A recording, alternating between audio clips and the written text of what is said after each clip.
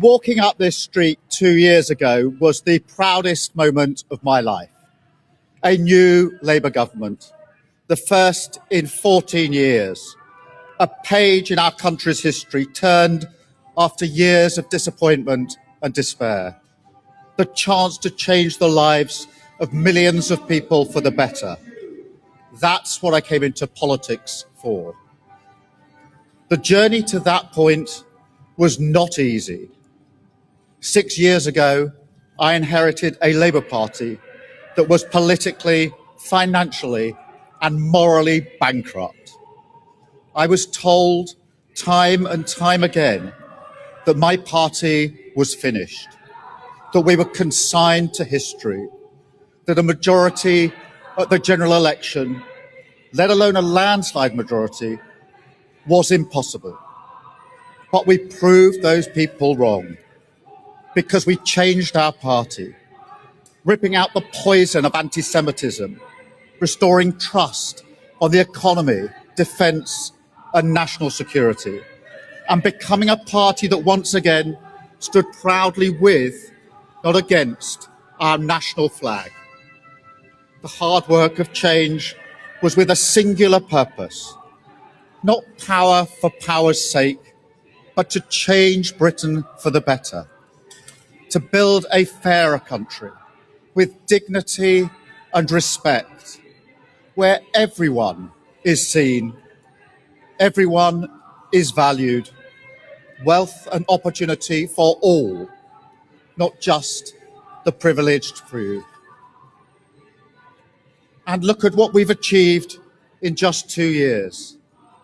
An economy that is stronger, growing faster than our peers, wages rising faster than inflation in every single month since we came to power, investment secured, infrastructure being built, an end to austerity with the fastest fall in NHS waiting lists for 17 years, the biggest improvement in rights for workers and renters in a generation, the biggest uplift in defence spending since the Cold War, small boat crossings falling, asylum hotels closing, protecting young people from social media, and 500,000 children being lifted out of poverty because of the choices that I made.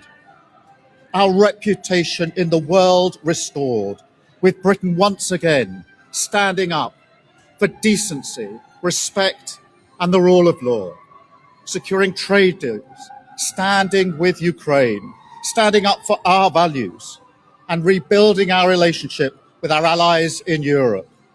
Change promised by a Labour government, change fought for by a Labour government, change delivered by a Labour government. But I know the question being asked now is not who was best placed to change the Labour Party, to take us into power and to begin the vital work of improving lives for millions of people. Those questions have been answered. The question my party is asking now is whether I am best placed to lead us into the next general election. I have heard the answer of my parliamentary party to that question, and I accept that answer with good grace. Every decision I've taken has been about putting the country I love first. That is why I will resign as leader of the Labour Party. I have spoken to His Majesty the King this morning to inform him of my decision. I will ask the National Executive Committee of the Labour Party to set out a timetable with nominations opening on the 9th of July and completed by the summer recess.